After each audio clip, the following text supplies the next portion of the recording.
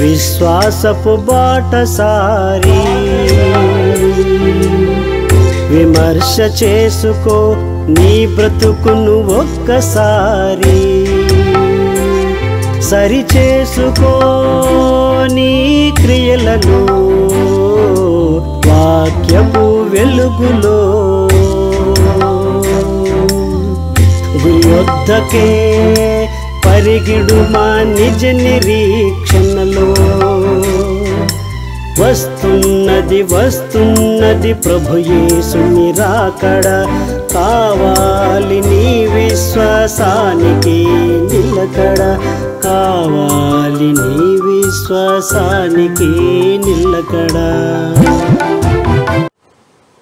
ప్రియ శ్రోతలు బాగున్నారా? ప్రభు నామమున మీకు శుభములు. దేవునితో మానవుడు ఆత్మీయంగా విడిపోయాడు. జీవాధిపతియగు దేవుని నుండి వేర్పడి జీవమును కోల్పోయాడు. ఆత్మయందు చీకటి ఆవరించింది, హృదయం జబ్బుపడింది. మానవులు గంధవాంధులై తమ జ్ఞానమందు చెడి పడిపోయిరి. మనుషుల హృదయ ఆలోచనలు ఎల్లప్పుడూ చెడ్డవి అని చూచి దేవుని ఉగ్రత మానవాళిపై రగిలింది. రోమీలకు రాసిన పత్రిక 1వ అధ్యాయం 18 నుండి 24 వచనములు. దుర్నీతి చేత సత్యమును అడ్డగించు మనుషుల యొక్క సమస్త భక్తిహీనత మీదను దుర్నీతి మీదను దేవుని కోపము పరలోకం నుండి బయలుపరచబడుచున్నది. ఎందుకనగా దేవుని గూర్చి తెలియశక్యమైనదేదో అది వారి మధ్య విషిదమై ఉన్నది. దేవుడు అది వారికి విషిదపరచెను. ఆయన అదృశ్య లక్షణములు అనగా నిత్యశక్తియు దేవత్వమును జగత్ ఉత్పత్తి మొదలుకొని సృష్టింపబడిన వస్తువులను ఆలోచించుట వలన తేటపరుచున్నది కనుక నిరత్తరులై ఉన్నారు. మరియు దేవుని ఎరిగియు ఆయనను దేవునిగా మహిమపరచలేదు. కృతజ్ఞతాస్తులు చెల్లింపను లేదు. కానీ తమ వాదములందు వ్యర్థులైరి. వారి అవివేక హృదయము అంధకారమయమాయను. తాము జ్ఞానులమని చెప్పుకొనుచు బుద్ధిహీనులైరి. వారు అక్షయుడకు దేవుని మహిమను క్షయమగు మనుషుల యొక్కయు పక్షుల యొక్కయు చతుష్పాద జంతువుల యొక్కయు పురుగుల యొక్కయు ప్రతిమా స్వరూపముగా మార్చిరి. ఈ హేతువు చేత వారు తమ హృదయ దురాశలను అనుసరించి శరీరములను పరస్పరము అవమానపరుచుకున్నట్లు దేవుడు వారిని అపవిత్రతకు అప్పగించెను. ప్రియ సోదరి సహోదరులారా, దేవుడు పరిశుద్ధుడును పవిత్రుడును నీతిమంతుడై ఉన్నాడు. సర్వ సృష్టి తమ సృష్టికర్త అయిన దేవుడు ఏర్పరిచిన క్రమము తప్పక ఆయనకు లోబడి ఉండగా మనుషులు మాత్రము క్రమము తప్పి ఆయనకు లోబడక తిరుగుబాటు హృదయం కలిగి ఉన్నారు. దేవుడు ఎంతో ప్రేమతో భూమి అందున్న సమస్త సృష్టిని మానవునికి లోబర్చక వారు తమ హృదయం యొక్క దుర్నీతి దురాశల చేత విధ్వంసం సృష్టించారు. యోహాను రాసిన మొదటి పత్రిక 2వ అధ్యాయం 16 వచనం. లోకములో ఉన్నదంతయు అనగా శరీరాశయు నేత్రాశయు జీవపు డంబమును తండ్రి వలన పుట్టినవి కావు, ఇవి లోక సంబంధమైనవే.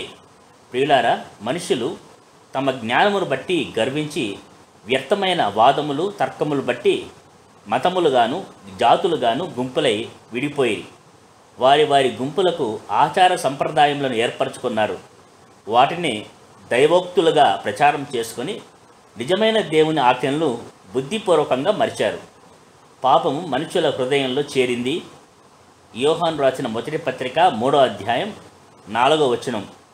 పాపము చేయు ప్రతివాడును ఆజ్ఞను అతిక్రమించును, ఆజ్ఞ అతిక్రమే పాపము.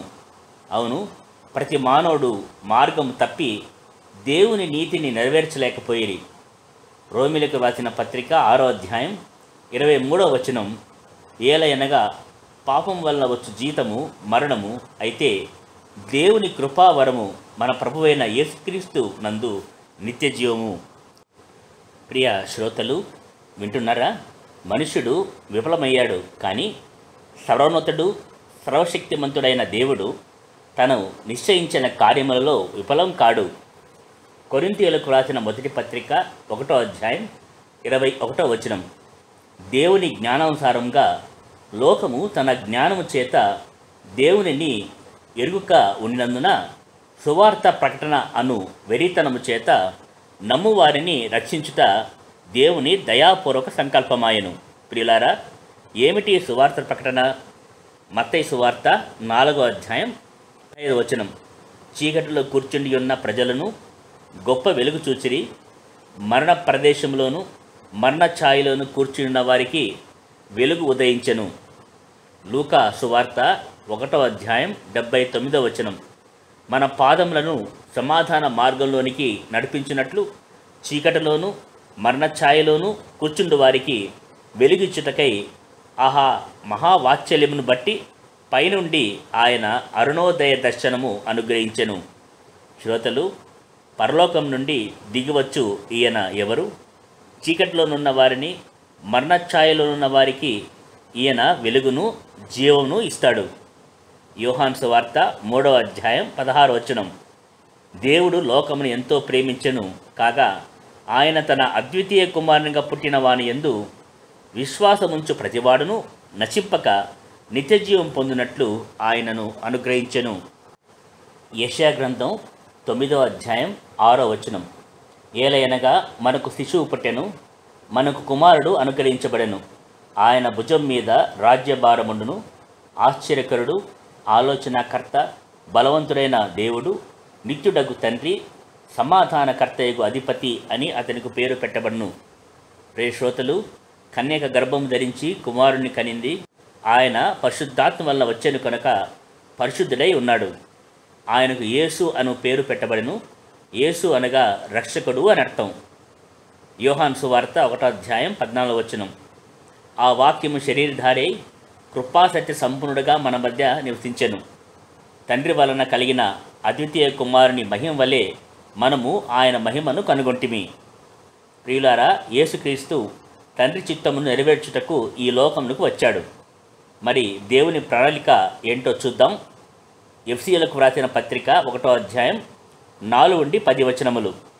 ఎటనగా మన ప్రియుని యందు తాను ఉచితముగా మనకు అనుగ్రహించిన తన కృపా మహిమకు కీర్తి కలుగునట్లు తన చిత్త ప్రకారమైన దయా సంకల్పము చొప్పున యేసుక్రీస్తు ద్వారా తనకు కుమారులుగా స్వీకరించుటకై మనల్ని ముందుగా తన కోసం నిర్ణయించుకొని మనము తన ఎదుట పరిశుద్ధులుగాను నిర్దోషులుగాను ఉండవాలని జగత్తు పునాది వేయబడక మునిపే ప్రేమ చేపత ఆయన క్రీస్తులో మనల్ని ఏర్పరచుకొనెను. దేవుని కృపదైశ్వర్యమును బట్టి ఆ ప్రియుని యందు ఆయన రక్తం వలన మనకు విమోచనము అనగా మన అపరాధములకు క్షమాపణకు కలిగినది. కాలము సంపూర్ణమైనప్పుడు జరగవలసిన ఏర్పాటును బట్టి తన దయా సంకల్పం చొప్పున తన చిత్తమును మర్మమును మనకు తెలియచేసి మనకు సంపూర్ణమైన జ్ఞాన వివేచన కలుగుటకు ఆ కృపను మన ఎడల విస్తరింపచేసెను. ఈ సంకల్పమును బట్టి ఆయన పరలోకములో ఉన్నవే గాని సమస్తమును క్రీస్తునందు ఏకముగా సమకూర్చవలని తనలో తాను నిర్ణయించుకునే. ప్రియ సహోదరులారా, రక్తమాంసములు దేవుని రాజ్యమును స్వతంత్రించుకొన నేరవు, క్షయత అక్షయతను స్వతంత్రించుకొనరు. నశించు ఆత్మలను ఉజ్జీవింపచేయుటకు అక్షయుడు జీవాధిపతి అయిన యేసుక్రీస్తు ఈ లోకంలోనికి వచ్చాడు. పరలోకం నుండి తీసివేయబడిన దేవదూతలు తమ మహిమను కోల్పోయి దురాత్మలుగా మారాయి. దేవుడు వాటిని అడ్డిగుండంలో వేయ తీర్పు తీర్చగా అవి మనిషిని శోధించి తిరుగుబాటు స్వభావమును ప్రేరేపించాయి. మనుష్యులు జీవము కోల్పోయి బంధకాల్లో పడి ఉన్నారు. మనుష్యులను బంధకాల నుండి విడిపించి వారి పాపక్రియలకు ప్రాయశ్చిత్తంగా తన పవిత్ర రక్తమును విమోచన క్రయధర్ముగా చెల్లించుటకు ప్రభు ఈ లోకంలోనికి వచ్చాడు.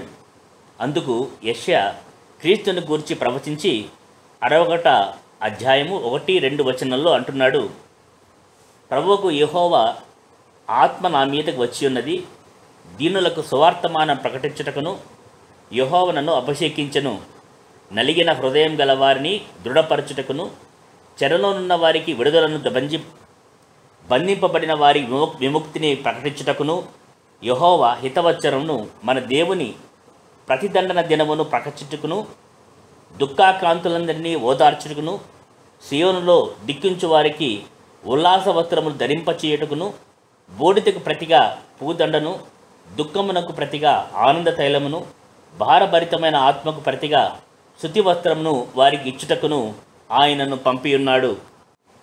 ప్రియులారా, క్రీస్తు మన పక్షమున శ్రమపడి మనకు రావాల్సిన శిక్షను సిలువలో ఆయన వహించి మన పాపములకు ప్రాయశ్చిత్తం చేసి మనల్ని నిర్దోషులుగాను నిలవబెట్టుటకు ఆయన ఈ లోకంలోకి వచ్చాడు.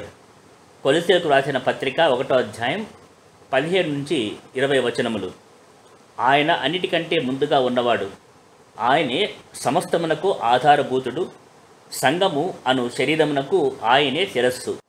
ఆయనకు అన్నింటిలో ప్రాముఖ్యము కలుగు నిమిత్తము ఆయన ఆది అయి ఉండి మృతుల్లో నుండి లేచుటతో ఆది సంభూతుడాయను. ఆయన యందు సర్వసంపూర్ణత నివసింపవలనని ఆయన శిలువ రక్తము చేత సంధి చేసి ఆయన ద్వారా సమస్తమును, అవి భూలోకమందున్న వైనను పరలోకమందున్న వైనను, వాటన్నింటినీ ఆయన ద్వారా సమాధానపరుచుకునవలనియు తండ్రి అభిష్టమాయను. ప్రియ శ్రోతలు, సమస్త భారం మోసుకొని పోవు సమస్త జనులను ప్రభు పిలుస్తున్నాడు. రండి, మీ ఆత్మలకు విశ్రాంతి కలగజేస్తాను అంటున్నాడు. మానవులను పాపము చేత బంధించి మరణమునకు లోనట్లు చేసిన సాతాను వాడి అనుచరులను శిలువ యాగము చేత నిర్వీర్యులను చేసి మరణం నుండి, అనగా రెండవ మరణం నుండి మనుషులను తప్పించాను. కొలొస్సీయులకు రాసిన పత్రిక 2వ అధ్యాయం 14-15 వచనములు. దేవుడు వ్రాతపూర్వకమైన ఆజ్ఞల వలన మన మీద రుణముగాను మనకు విరోధముగా నుండిన పత్రమును మేకులతో సిలువకు కొట్టి దాని మీద చేవ్రాతను తుడిచివేసి మనకు అడ్డము లేకుండా దానిని ఎత్తివేసి మన అపరాధములన్నింటినీ క్షమించి ఆయనతో కూడా మిమ్మను జీవింపచేసెను. ఆయన ప్రధానులను అధికారులను నిరాయుధులుగా చేసి శిలువ చేత జయోత్సవంతో వారిని పట్టి తెచ్చి బాహాటముగా వేడుక కనపరిచెను. సమస్తమైన ఘనత మహిమ ప్రభువైన యేసుక్రీస్తునకే చెల్లునుగాక. ఆమేన్. నిమిష నిమిష